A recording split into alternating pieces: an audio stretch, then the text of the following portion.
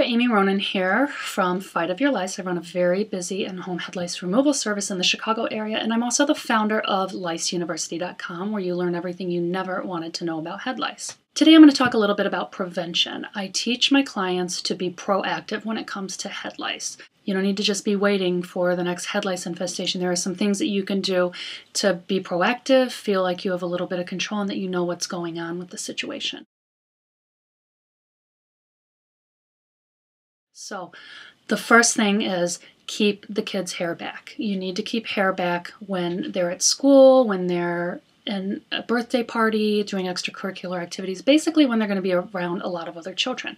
And the reason for that is that head lice almost always transfer from direct head-to-head contact. Now, people usually think, well, my kid isn't putting their head against somebody else, why are they getting head lice?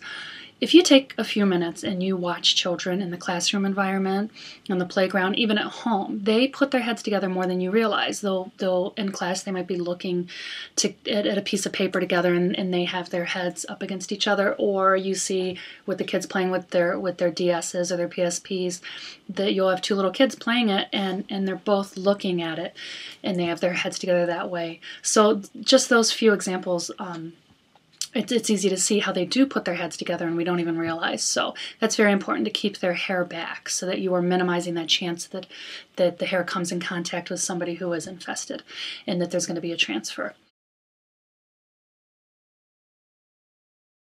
The other thing is you can use sprays to help deter lice from getting onto your hair. Now, I stress to people that there is not a magic product that you can use that's going to keep them away from your hair. It's just not there. And to believe that there is and to use something as if it's going to, work magic and keep lice away from your children, it's not the best route to go. So, but what I do believe in with the sprays is, I've talked a little bit in other videos about how when you are infested with head lice, they leave behind a substance in your scalp that attracts other head lice. And using a spray like a mint-based spray, tea tree, rosemary, there's a lot of great sprays out there. I have a spray that's mint-based.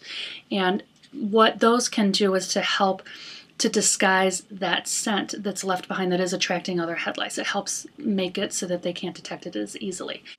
And these essential oils are shown in studies to deter lice. They keep them away. So they can be helpful. What I do with my girls, I keep their hair back at school, as long as it's hard sometimes, with the fighting with them about it, but I try as best as we can to keep their hair back in a braid, in a ponytail, whatever it is. But first, I have a mint detangling spray that I use, and I spray it on the hair, comb through it, and pull it back. So, and there's a huge range of ones you can get, and you don't necessarily need to get the most expensive. I just recommend looking for things made with natural ingredients that don't have a lot of chemicals in them. So another thing is to try to be as aware as you can of whether or not there's active infestations going on in your children's peer groups and at school or on a team, the gym nursery that you go to, whatever it is. And I know that's often hard because people don't really talk about head lice. There's still a lot of shame that a lot of parents feel around the subject. So a big part of educating people about head lice is helping them understand that it's not anything about being dirty. It has nothing to do with how good of a parent you are, how well you keep your child clean, anything like that. So I believe that learning about it and talking about it and letting it be something that isn't so shameful can be helpful. And it can be helpful because you don't have to carry around this feeling inside like you've done something wrong if your children have lice. And then the other thing, it's helpful because if we can be open about talking about head lice, then hopefully we'll cut down on the number of infestations because parents can be aware and they can know if their children are having contact with somebody who's had lice. I always tell people that it's a lot like if your child has the stomach flu. Well, when you realize when they start throwing up, they've already been around a lot of kids who they've probably they've been contagious when they've been around a lot of kids, and they've probably passed it to other people unknowingly.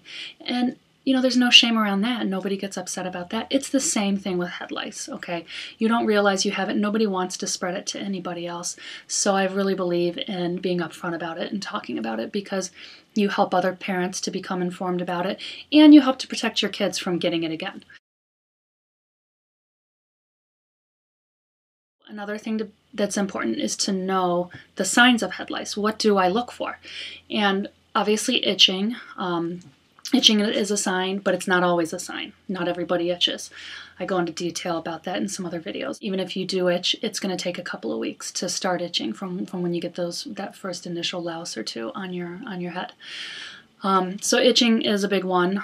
Sometimes it'll be, and you see this more with younger children, preschool age and younger, that you think they're getting a good night's sleep, but they're really crabby and they're kind of just off. You don't know what's going on with them.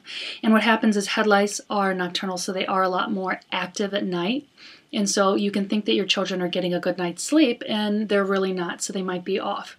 Sometimes you can see, like on the back of the neck down here, or by the ears, you can see red marks from bites. They won't really look like actual individual bites. What you'll see is the red marks from the reaction that the child gets from the substance that lice inject into our scalps. So that's another thing to look for.